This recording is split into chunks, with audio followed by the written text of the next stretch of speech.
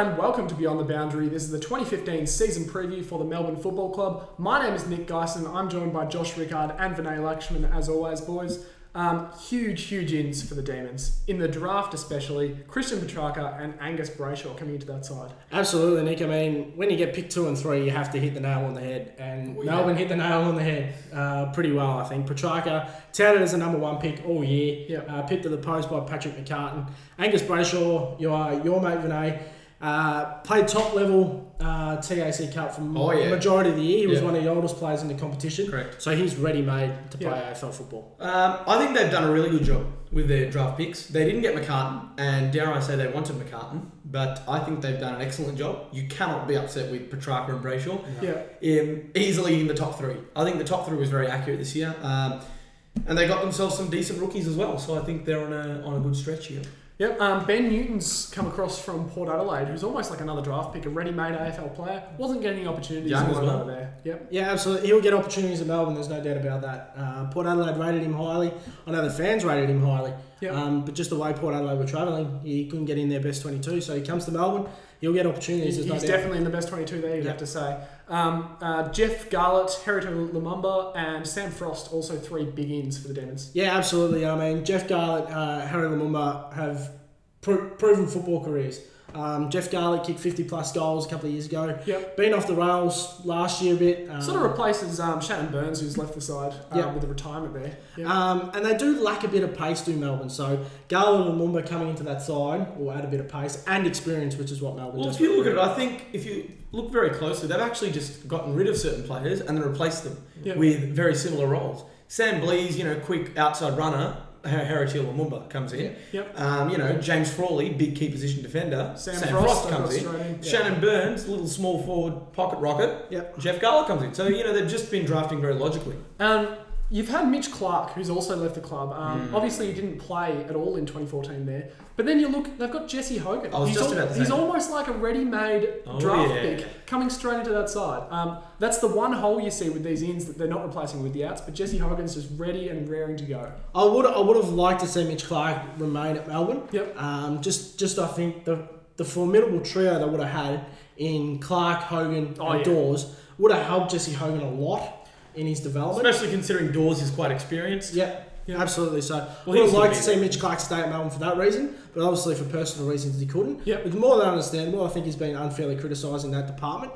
But But then you still look at what Melbourne have got, Hogan and Dawes, that's not a poor forward line. I think their forward line has a lot of potential. Yeah. I don't think that their issue has been in the forward line. Honestly, they've got Christian Salem. We'll touch on him a bit soon, but he's just a gun of a footballer. Jeremy Howell as well can play down there. Oh, yeah. The big one, Jack Watts. Correct. Hopefully this is the year where we see the full potential out of him. Yep, definitely. So Sam Frost is coming in to replace James Frawley. He's 21 years of age. He's played 21 games up at the Giants. Do we think he's a good inclusion there? Absolutely. I mean, he's a big body defender. He moves well. He's ready-made for that key position spot down in defence. So he'll slot right in for James Frawley. And Christian Salem, you mentioned before, he's really pushing for a spot in that best 22, along with Max Gawn in the ruck. 2 players really just on the edge, on the fringe there, who would love a spot in that 22. Well, Maxi Gawn, a couple of games last year, took some really clunky marks and got some real good confidence about him. Yeah. He's one of those confidence players where he needs a big mark early in the game to get his confidence up. If he doesn't get that, then he's just going to be a liability for that match. I think Christian Salem is becoming more than just one of those fringe players trying to force their way in. I think he's going to force his way in easily. He showed what he had last year. Played as a sub a few times, got subbed off a few times, but he's a real gun, and he was a top 10 pick. So Melbourne will look to unleash him and the likes of Toompas and Brayshaw and all these top 10 picks this year. Got to set our eyebrows on him too. Yes,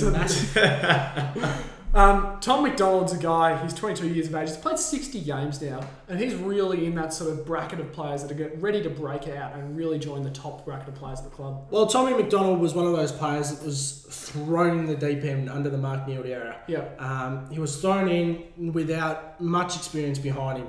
And it's actually paid off because I honestly believe he's their best defender. Okay. He takes the key position defender forward each and every week and does quite well. I mean, obviously he's still young, he's 22 years of age, he does get beaten occasionally. But more often than not, he holds his own. I rate Tom very highly, and I think he can have another big year. Yep. So what do we see in 2015 for the Demons? What are we expecting? What do we think they can come up with? Well, structurally, I think there'll be a few changes. I think Paul Roos, the first year for a coach is always tough. Yeah. Because you've got a whole new group of players, you've got to teach them your way of how you want to play footy, and then the second year is better because rather than having to learn stuff, you're just applying what you've already learned, and you can get into the motions. Yeah. And I think that we're going to see a few structural changes. I wouldn't be surprised if someone like Jeremy Howe went to the midfield. Yep. That's been thrown up a bit. He can use his pace and his kicking skills there. They've drafted quite well. I think Brayshaw, believe it or not, I have heard he's training with the defence. Yeah. Okay. So wouldn't that be interesting if he ended up playing as a defender for a bit? Because he has played off half-back for Sandy Dragons. Yeah, we're hearing he'll be the one to play early. Petrarca might take a little bit of time. Correct. Brayshaw's the one that they're really... Well, he's got a ready-made body. Yeah, he'll be thrown right in. We had the privilege of actually getting to interview Angus Brayshaw earlier in the year. And he's a mountain of a man. For an 18-year-old, he's a big, big lad. So I wouldn't be surprised if they threw him into AFL straight away. For me, I think it's all about improving again under Paul Roos. The first half of 2014, they beat Richmond, Carlton, Essendon and Adelaide in Adelaide. Yep. So the potential's there and they know they can play good brands of footy.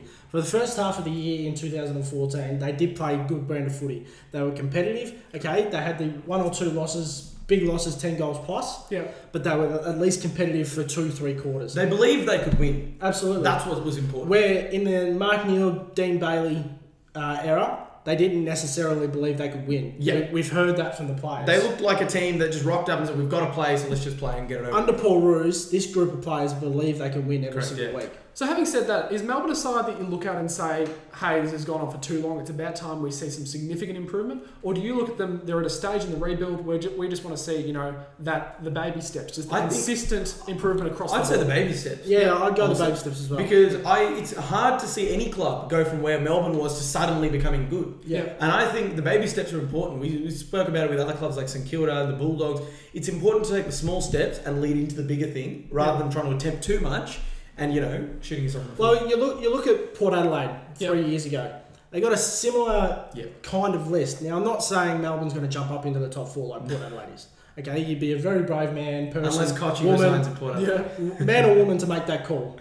But you can see a similar type of list to what Port Adelaide had that 3 years ago. Yep. So if they can take those baby steps and gradually improve, who knows? Look, all it takes is 4 players who are not that good right now to break out and find their potential. Yeah. Bang. You had Chad Wingard in his first year was average, became a gun in his second year. The likes of Hamish Hartlett, Justin Westhoff, who used to be criticised as one of the worst players in the AFL, is now one of the best centre-half forwards there is in the game. So, just takes a few of those improvements. So having said all that, the pass mark we've agreed on for the Melbourne Football Club this year is the lowest one we can give. It's 13th to 16th. The aim for them is to just get out of that bottom 2, seek consistent improvement across the board from their youngsters, and get a few wins on the board. 4 to 5 wins at the end of the season, maybe a little bit more. They'll be happy with that as long as they see that improvement from the young and the players that were previously inconsistent. Absolutely. If they can get any more than 5 wins, I reckon, it's a bonus. Yep. That brings us to the end of our season preview for the Melbourne Football Club. I hope you enjoyed it. See you next time.